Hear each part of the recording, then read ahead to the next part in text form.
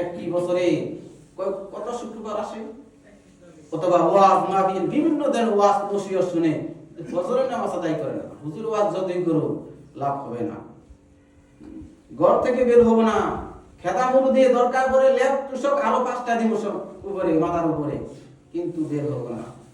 হাইয়া আলাস সালাত যতই মুয়াজ্জিন হোক আমার কানে বসবে না, কিন্তু না, সেদিন আর ব্যবধান থাকবে না। আল্লাহুম্মা আমতাজিলা ওয়া আইয়ুহাল মুজরিমুন, এই আয়াত যখন আল্লাহ রাব্বুল আলামিন নাযিল করলেন তখন মানুষ পড়ে না, মানুষ বুঝে না যে এই আয়াত কি জন্য নাযিল হলো। পৃথিবীতে একজন বেঈমানকে পৃথিবীতে খাবার খাওয়ায়, এই অক্সিজেন আল্লাহ রাব্বুল আলামিন দেন, বাতাস থেকে মানুষ যা গ্রহণ করে একজন বেঈমানকে দিয়ে যেরকম দেয় একজন মুসলিমকে তদুরূপভাবে আল্লাহ রাব্বুল আলামিন দান করে থাকেন।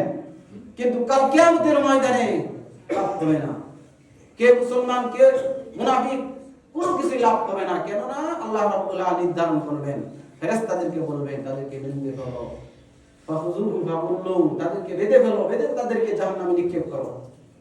কেননা তাদেরকে আমি দুনিয়াতে ভোগ বিলাসের জন্য সময় দিয়েছিলাম, সুযোগও দান করেছিলাম, কিন্তু তারা এটা কি কাজে লাগায় না। পর্দার বিধান দিয়ে দিলাম, এই পর্দাটা যাতে করে তারা করতে পারে, কিন্তু পর্দা তো নাই। পর্দা খালি আমাদের ঘরের মুখে পর্দা থাকবে, মানুষ আসলে সৌন্দর্য তারকাদারি মানুষ দেখতে পারবে, এটা মানুষের কাছে সৌন্দর্য করবে, কিন্তু না, প্রতিযোগিতা, বাড়ির প্রতিযোগিতা, ঘরের প্রতিযোগিতা, ফাউন্ডেশনের প্রতিযোগিতা, শোভা, অনেক কিছু আল্লাহ রাব্বুল আলামিন পৃথিবীতে মানুষকে দান করলেন, এটা দেখার জিনিস নয়। এত কিছু করলেন আপনি, বাড়ি গাড়ি ছেলে সন্তান, কিন্তু নিজের জন্য আমরা কিছু করলাম না।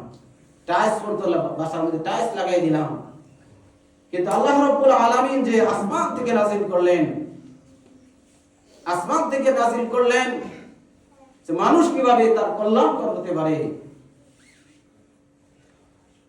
আসমান থেকে টাইলসের সৌন্দর্য তারকারাজি আল্লাহ রাব্বুল আলামিন পাঠিয়েছেন কোরআন এবং হাদিস, যাতে করে এটা মানুষ করবে, এটা বাস্তবায়ন করবে, তাদের জন্য কল্যাণকর হবে, তাদের জন্য এটা কল্যাণকর, এটা গর্বের কিছু নয়। আপনি এক বাড়ি করলেন, টাইলস করলেন, টয়লেটে টাইলস লাগাইলেন, বিভিন্ন জায়গায় টাইলস লাগাইলেন, কি লাভ হবে? এটা প্রস্রাবই করতে হবে আপনাকে, এই বাথরুমে প্রস্রাবখানা আপনাকে প্রস্রাব, এত দামি টাইলস কি লাভ হবে? যদি আপনি কুরের ঘর থাকেন, আল্লাহ রাব্বুল আলামিনের হুকুম মানেন, যে সফলতা অর্জন করতে ফাকাদ ফাস, তারাই হবে সফল কাম। যারা আল্লাহ রাব্বুল আলামিন আয়াতকে যারা মানবে এবং বাস্তবায়ন করবে, তারাই কাল কিয়ামতের ময়দানে সফলতা অর্জন করবে। বাড়ি গাড়ি করলেন, কিন্তু নিজের ঈমানের দিকে তাকালেন না।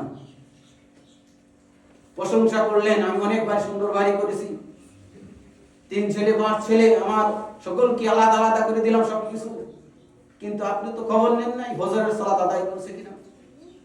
আপনার ছেলের বউ ফজরের নামাজ আদায় করে না, দিনকে দিন চলে যায়, অথচ আপনি পাক্কা মুসলিম।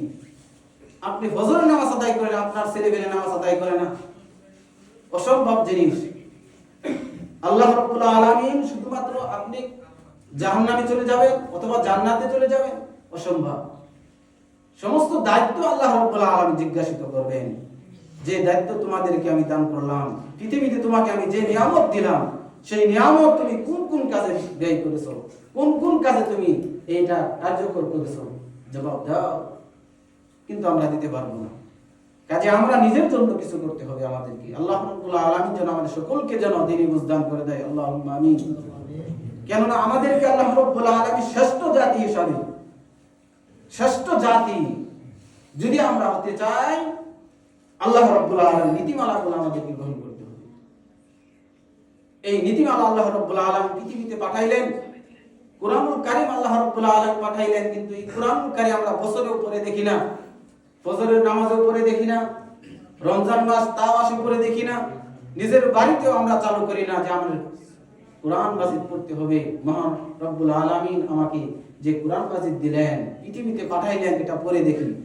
ছেলে অথবা মেয়ে, আমার স্ত্রীর সামনে এটা পড়ি, একটি হাদিস হলেও পড়ি, কিন্তু না। আপনারও এই সারা দিন গেলে সূর্য ডুবে যাবে, অথবা সারা রাত্র গেলে একজন ব্যক্তি নামাজ আদায় করলো, তারও রাত্র পোহাবে, যে ব্যক্তি চুরি করে তারও রাত্র পোহাবে, যে ব্যক্তি জিনা করে ওই ব্যক্তিরও রাত্র পোহাবে, আর যে ব্যক্তি সালাত আদায় করে ওই ব্যক্তিরও রাত্র পোহাবে। কিন্তু ব্যবধান হচ্ছে কাল কিয়ামতের ময়দানে আল্লাহ রাব্বুল আলামিন পার্থক্য করবে। সকলকে আল্লাহ রাব্বুল আলামিন বিবেক দিয়েছেন, বুদ্ধি দিয়েছেন। সেই বিবেক দিয়ে যদি আমরা জীবনকে, আমার পরিবারকে যদি পরিচালনা না করতে পারি, কাল কিয়ামতের ময়দানে আল্লাহ রাব্বুল আলামিনের কাছে কি জবাব দেব?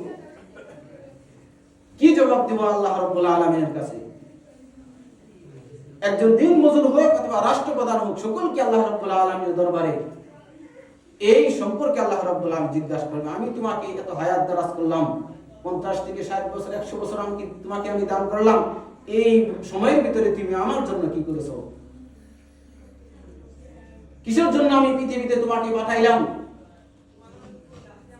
কিসের জন্য আল্লাহ রাব্বুল আলামিন পৃথিবীতে পাঠাইলেন? তার জবাব আল্লাহ রাব্বুল আলামিনের কাছে আমাদের সকলকে দিতে হবে। আমাকে আপনাকে আল্লাহ রাব্বুল আলামিন পারতেন একজন হিন্দুর ঘরেও জন্ম দিতে, অথবা খ্রিস্টানের ঘরেও পাঠাইতে পারতেন, কিন্তু না, পাঠান নাই।